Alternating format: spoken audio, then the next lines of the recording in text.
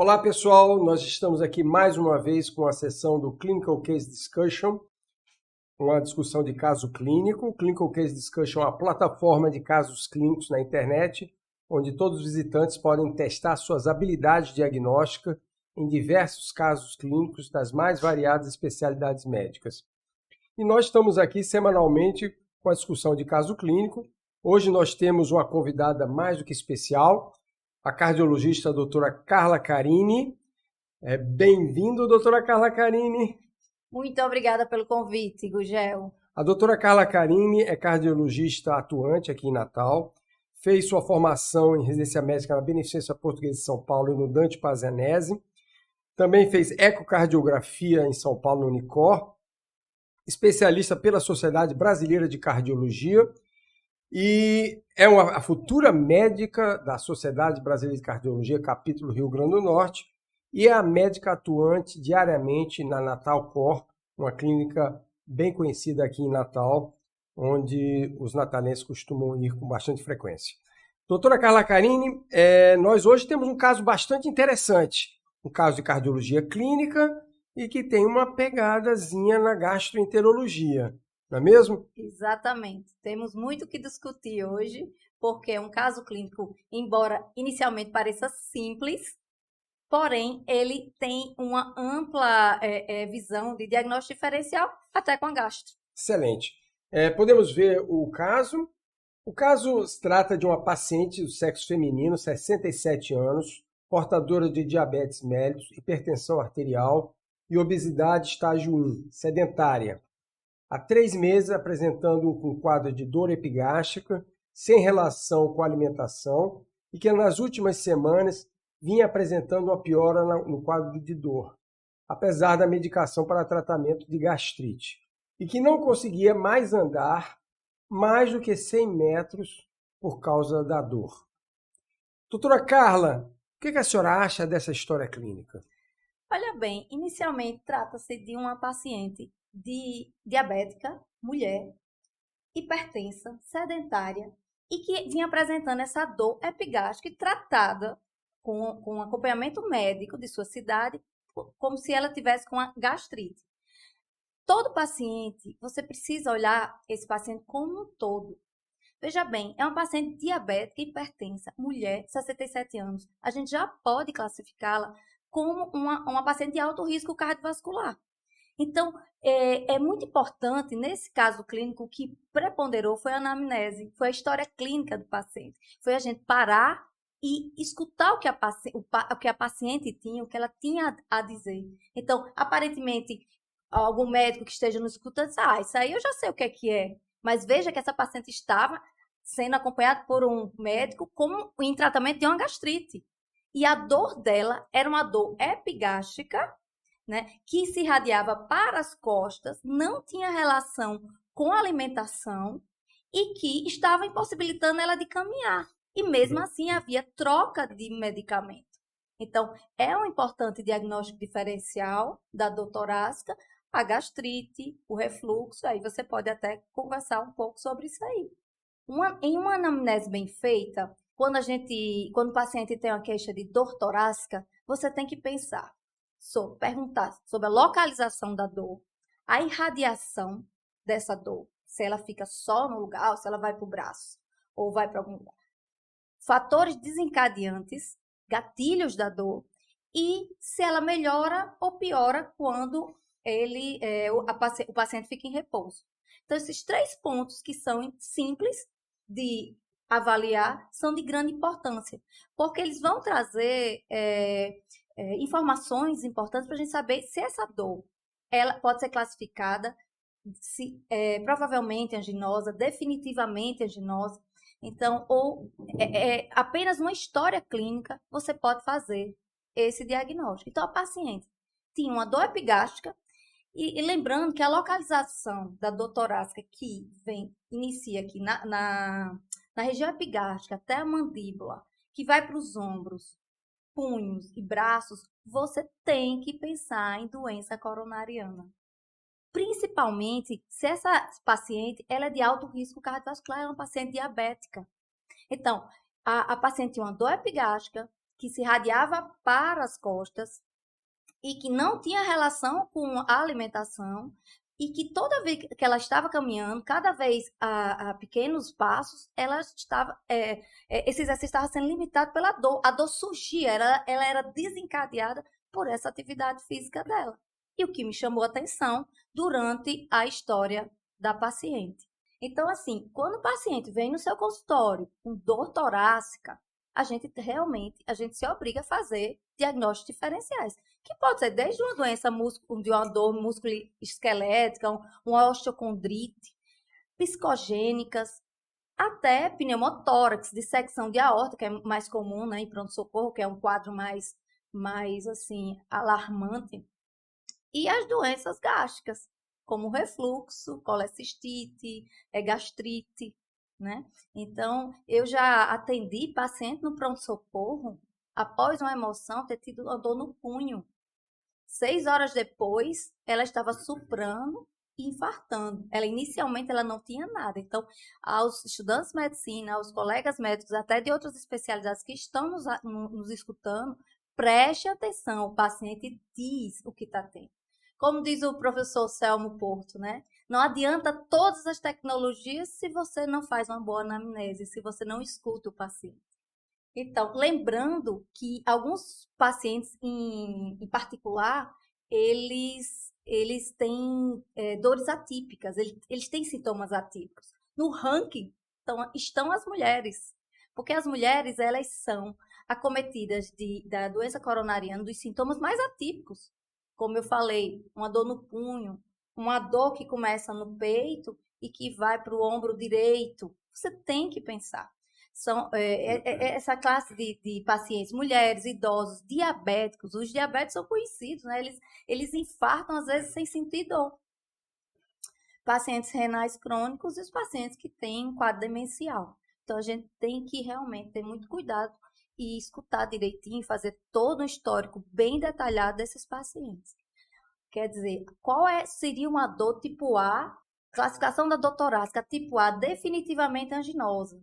É aquela dor que pode começar na região epigástrica, ela pode se irradiar para o ombro esquerdo, direito, pode ser pela mandíbula, dor que começa atrás do peito, retroesternal, que vai para a mandíbula. Gente, pensem em coronária, pensem em doença coronariana. Dor em mandíbula, desencadeada por esforço, por uma emoção forte, até uma alimentação muito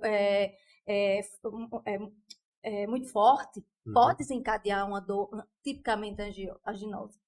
E alguns outros sintomas acompanham a dor de uma angina, que seria enjoo, vômito. Eu sempre pergunto aos pacientes, você teve mais algum comemorativo, mais alguma dor? Você sentiu algum outro desconforto? Ah, doutora, eu suei muito. Suei frio, tive vontade de vomitar. Qualquer dor pode provocar isso, mas uma dor retroesternal, ou irradiação para a mandíbula, por exemplo, e que tem esses outros comemorativos, você tem que pensar em doença coronariana. Então, essa paciente, ela tinha uma dor típica epigástrica com irradiação para o dorso, né? Ela era desencadeada pelo exercício, melhorava com o repouso. Então, se você conversa direito com ela, escuta o que ela tem a dizer, você vai ver que ela está classificada, a classificação da dor torácica dela é tipo A, que é definitivamente anginosa. Então, o que fazer a partir de agora, doutor Gugel? O que fazer? O que fazer? Temos uma paciente de alto risco cardiovascular que chega no seu consultório com esse tipo já há 3 meses em tratamento. O que fazer a partir de agora? Eu estou dizendo que ela tem sintomas que a gente pode enquadrar numa dor definitivamente anginosa, doença coronariana. Eu sempre digo assim, a dor de gastrite não mata, a dor do coração mata, não é verdade? Exatamente. Então, assim, eu entendo que alguns colegas até vão usar lá para os métodos complementares. Que métodos complementares a gente faria nesse caso?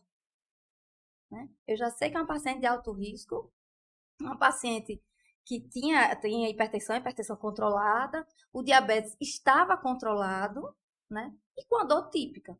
Vou pedir um teste ergométrico, um teste de esforço, eu vou induzir uma isquemia, ela está me dizendo que está com dor típica. Para que eu pediria um teste ergométrico? Muito bem. Para que eu pediria uma cintilografia miocárdica, por exemplo? Porque o que esses exames iriam me acrescentar? A paciente está dizendo o que ela tem. Doutora, eu tenho doença coronariana, é isso que ela está dizendo. Então, assim, lembrar sempre de escutar o paciente. Neste caso, lógico que na consulta cardiológica o paciente faz um eletrocardiograma. Eu acho que a gente tem um eletro. O eletrocardiograma dela não tem nada de especial, ela é um ritmo sinusal regular, tem um BDAS, não tem aumento de câmara cardíaca, não tem uma arritmia, não tem aumento de átrio nem de ventrículo esquerdo, não tem bloqueio de ramo esquerdo, direito, não tem. É um eletro que, se ela chegasse com a dor no peito, típica, no pronto-socorro, você não poderia dizer que ela estava, naquele momento, infartando, certo? Então, mais uma vez, o que nós faríamos a partir daí? Faz um teste ergométrico agora, sim ou não? O que o teste ergométrico iria nos ajudar? Ia mostrar uma isquemia? Sim, poderia. Mas se eu, na minha anamnese, eu já fiz o levantamento da dor, dos sintomas, é uma dor tipo A, definitivamente anginosa, mesmo que o eletro fosse normal, eu só iria atrasar mais o diagnóstico dessa paciente. Lembre-se que ela já vinha há meses tratando uma gastrite. Ok. Então, assim, eu decidi solicitar um cateterismo cardíaco. Aí muitos podem dizer, vixe, mas já um cateterismo? Mas entenda, por que solicitar um exame que não vai me acrescentar muita coisa? Se a propedêutica, se a semiologia, se a história clínica já está me dizendo o que ela tem. Olha a probabilidade, ela é de alto risco cardiovascular, ela tem uma dor típica, tipo A, né? Por que eu vou pedir um teste, outro exame de isquemia? Ela já tem dor. Um dos fatores preditivos positivos do teste é a dor. Ela já tem dor, ela está me dizendo que ela tem uma dor típica. Eu fiz uma anamnese, ela tem uma dor típica. Entendeu? Então, assim, um dos maiores preditivos positivos para a doença coronariana no paciente é a história clínica, é a sintomatologia. Então, não deixem passar. Essa paciente perdeu tempo, perdeu meses de tratamento que ela podia estar tomando estatina, ela podia estar tomando aspirina, né? Ela podia estar com esse controle maior desse diabetes e ela perdeu tempo tomando remédio e fazendo tratamento com a gastrite. Ok. E o que nós temos a seguir, então? Por que eu não pedi o ecocardiograma inicialmente? Porque no eletro, a paciente não tinha sintomas de insuficiência cardíaca, não tinha nem no exame físico, nem na anamnese. Ele tinha um eletro que não tinha aumento de câmaras, certo? Não tinha arritmia. Então, eu também não quis perder tempo com o ecocardiograma, que depois foi feito, né, após o cateterismo. Então, o cateterismo nos mostra uma doença triarterial. Todas as artérias coronárias dela tinham obstruções. Só o tronco da coronária esquerda dela que não tinha. Inclusive, a descendente anterior, que é a principal artéria do coração, ela tinha múltiplas lesões. E como todo diabético, ela tinha aquelas artérias mais finas, com bastante obstruções. Então, depois disso, nós indicamos a cirurgia cardíaca, cirurgia de revascularização. Por que a opção dessa cirurgia? Quando se tem angioplastia, né? Mas veja que é uma paciente que é triarterial. Ela vai se beneficiar muito mais, neste caso, com uma mamária, uma ponte safena, certo? Até a nível de longevidade, de qualidade de vida. Então, nós optamos pela cirurgia de revascularização no miocárdio. E ela realizou essa cirurgia com sucesso. Uma mamária DA com mais 3 pontes safena, né? Tem aqui o relatório da cirurgia, sem intercorrência. A única intercorrência é que ela fez uma fibrilação atrial aguda no pós-operatório imediato. Ela chegou a fazer um eco, como eu falei, antes de ser submetida à cirurgia. E o eco mostrou uma função ventricular normal. Então, tudo aquilo que a gente via no eletro e na história clínica dela, bateu no eco. Ela não tinha aumento de câmaras, ela não tinha insuficiência cardíaca. Porque a doença coronariana é uma das principais causas de insuficiência cardíaca. Ela não tinha. Então, assim, eu quis trazer esse caso para debater e para mostrar aos colegas a importância da história clínica, do exame físico, né, de você escutar o paciente, que foi só com esse, só não, esses são pilares importantíssimos no diagnóstico da doença coronariana. Salva vidas, certo? É escutar o paciente. E muito cuidado com mulheres, pacientes diabéticos, renais crônicos, com algum tipo de demência, e idosos, porque eles têm sintomatologia atípica. Perfeito. Muito bem comentado, mostrando a importância de uma boa história clínica, de uma atenção aos detalhes. Na realidade, aqui nesse caso, a gente nem pode falar aquele velho clichê, nem tudo que parece porque na realidade, esse caso, para uma pessoa com uma certa visão mínima de clínica, já teria visto que provavelmente essa dor na região epigástrica não tinha nada a ver com a doença péptica, com a dispepsia, porque a paciente tinha dor quando fazia uma caminhada de 100 metros. Só o fato de caminhar 100 metros, ela já desencadeava a dor. Então, na realidade, bastava ter uma atenção a esse detalhe da história clínica, né, doutora, para ver que existia provavelmente um quadro de isquemia coronariana, né? Exatamente. E eu até comentei ontem contigo que há uns 10 anos atrás, eu fui procurado por um tenista que me falava que quando ele ia jogar tênis, ele tinha azia, a velha e famosa azia. A azia é um sintoma muito sugestivo de esofagite, de doença do refluxo gastroesofágico, né? Qual do estudante de medicina que não vai pensar que o paciente com azia não tem esofagite, vai indicar uma endoscopia? Só que nesse caso, o paciente já chegou pedindo uma endoscopia, né? E eu disse assim, eu acho tão estranho você ter azia quando vai jogar tênis, né? Muito embora exista o refluxo do corredor, o refluxo da atividade física, mas ele já era setentão, etc e tal, enfim. E eu conversei com o cardiologista dele, que concordou em fazer uma revisão, e o paciente era um triarterial. Na realidade, ele tinha azia, na realidade é uma manifestação da isquemia miocárdica, né? Pois é, e você veja que assim, a gente está falando de uma paciente que não tem tanto entendimento, não tem tanto acesso, vamos dizer assim, a informações sobre saúde. Mas recentemente uma colega médica me ligou dizendo que estava com uma pequena dorzinha quando caminhava muito, mas que no dia anterior ela tinha dançado, feito, e não tinha sentido nada, que ela achava que não era nada, mas por desencargo de consciência, ela estava ligando para mim para me reportar. Eu achei estranho, porque era desencadeado pelo esforço. Ela não era uma dor torácica tipo A, era tipo B. Eu pedi para ela fazer um eletro e ela estava infartando. Como eu estou conversando com você aqui. Ela já estava com supradesnivelo. Eu encaminhei direto para o cateterismo. Ela tinha acabado de fechar a coronária direita. E depois fez mais colocou mais 3 stents. A gente primeiro fez o tratamento da lesão culpada do infarto. Ela estava infartando com pouquíssimos sintomas. Ela havia ido dançar no dia anterior, né?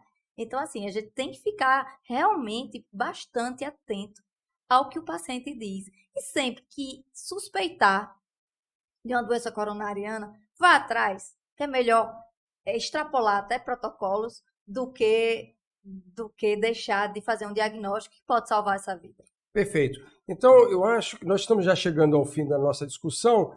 2 coisas eu queria pontuar para quem está nos assistindo, os estudantes de medicina ou até os clínicos gerais. Primeira coisa, a grande lição do caso. Hoje, na nossa cidade, são feitos milhares de exames de endoscopia mensalmente na nossa cidade. Então, todos têm que ficar atentos. Um paciente com uma certa idade, ou até nem tão idoso assim, mas que tem uma história familiar de coronariopatia e um quadro clínico que mereça talvez uma avaliação do cardiologista antes de realizar o exame de endoscopia. Isso é muito importante estar sempre atento. Então, o caso de hoje apresentado pela doutora Carla tem essa grande importância para a gente ficar sempre atento e esperto para não deixar passar uma isquemia coronariana e mal indicar um exame de endoscopia que pode ter até repercussões muito danosas. E o outro lado da moeda, eu queria que a senhora rapidamente me falasse exatamente o contrário, né? Que pacientes também podem ter dor torácica, a princípio pensando que seja uma dor de origem cardíaca, e na realidade esses podem ter até doença de refluxo, né?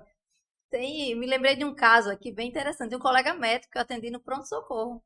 Jovem, chegou com uma dor muito forte, dor epigástrica, irradiava para o abdômen, uma discreta irradiação para o abdômen, mas era uma dor tão forte. Ele tinha sudorese, ele tinha vômitos, mas era uma dor epigástrica. E ele chegou para mim e disse assim: Carla, eu estou infartando, eu tenho certeza que eu estou infartando. Ele médico, cardiologista. E no final, a dor não era definitivamente anginosa, ela era tipo D. Então, nós fizemos um angiotomo. Eu não cheguei a pedir o CAT, porque eu não achei tão típica. E era uma colecistite. Então, era uma colecistite aguda, ele terminou se operando e depois me ligou. Ai, graças a Deus, antes uma colecistite do que um infarto. Mas existe esse outro ponto. Daí a importância, Gugel, mais uma vez, uma história física bem feita. A gente tem a segurança de tratar um paciente se a gente escuta tudo que ele tem a dizer para a gente. Perfeito. Muito bem. Doutora Carla, muito obrigado pela sua participação. Foi de extrema valia, riquíssima a discussão. Eu espero que todos vocês gostem e compareçam assistindo aos nossos próximos episódios. Muito obrigada. Eu adoro falar sobre cardiologia e eu acho que levar informações úteis a gente salva vidas. Perfeito. Muito obrigado a todos. Obrigada.